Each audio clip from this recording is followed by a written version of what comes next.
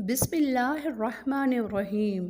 یہود کے سب سے بڑے شیطان کعب بن اشرف کا قتل۔ حضرت جابر بن عبداللہ انصاری رضی اللہ تعالی عنہ نے بیان کیا ہے کہ رسول اللہ صلی اللہ علیہ وسلم نے فرمایا، کعب بن اشرف کا کام کون تمام کر کے آئے گا؟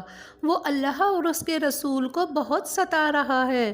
اس پر محمد بن مسلمہ انصاری رضی اللہ تعالیٰ عنہ کھڑے ہوئے اور عرض کیا، یا رسول اللہ، کیا آپ اجازت دیں کہ میں اس کا قتل کر آؤں؟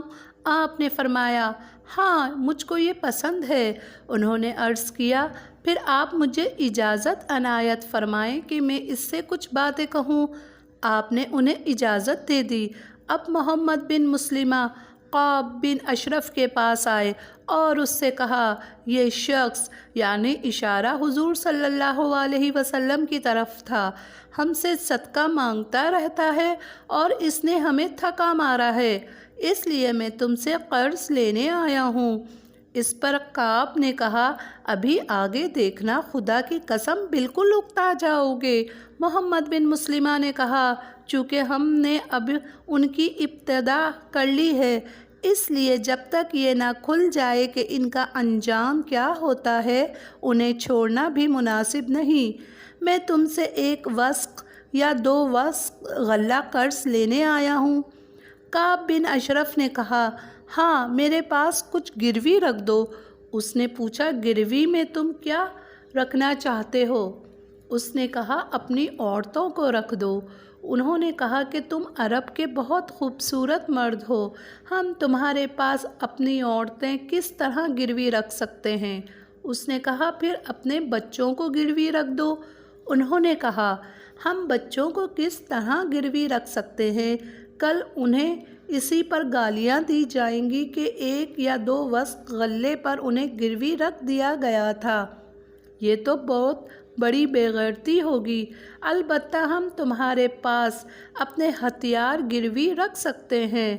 محمد بن مسلمہ رضی اللہ تعالی عنہ نے اس سے دوبارہ ملنے کا وعدہ کیا اور رات کے وقت اس کے ہاں آئے۔ اس کے ساتھ ابو نائلہ بھی تھے، وہ کعب بن اشرف کے رضاعی بھائی تھے۔ پھر اس کے قلعے کے پاس جا کر انہوں نے آواز دی۔ وہ باہر آنے لگا تو اس کی بیوی نے کہا، اس وقت اتنی رات گئے، کہاں باہر جا رہے ہو؟ اس نے کہا، وہ تو محمد بن مسلمہ اور میرا بھائی ابو نائلہ ہے۔ اس کی بیوی نے اس سے کہا کہ مجھے تو یہ آواز ایسی لگتی ہے جیسے اس سے خون ٹپک رہا ہو۔ کعب نے جواب دیا، وہ میرے بھائی محمد بن مسلمہ اور رضاعی بھائی ابو نائلہ ہیں۔ شریف کو اگر رات میں بھی نیزہ بازی کے لیے بلایا جائے تو وہ نکل پڑتا ہے۔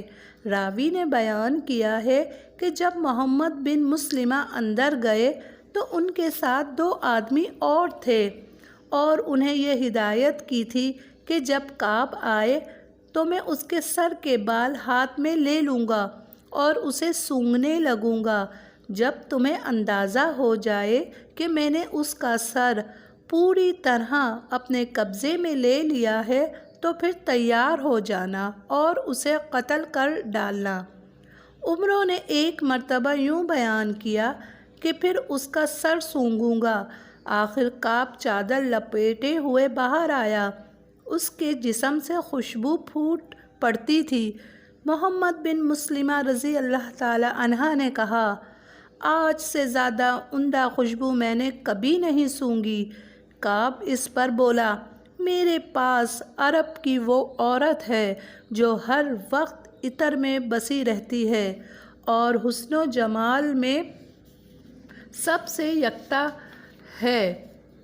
محمد بن مسلمہ رضی اللہ تعالی عنہ نے اس سے کہا، کیا میں تمہارے سر کو سونگھنے کی اجازت لے سکتا ہوں؟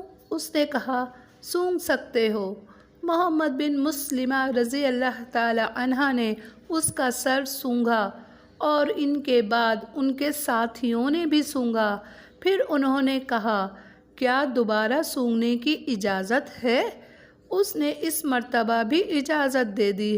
پھر جب محمد بن مسلمہ رضی اللہ تعالی عنہ نے اسے پوری طرح اپنے قابو میں کر لیا تو اپنے ساتھیوں کو اشارہ کیا کہ تیار ہو جاؤ۔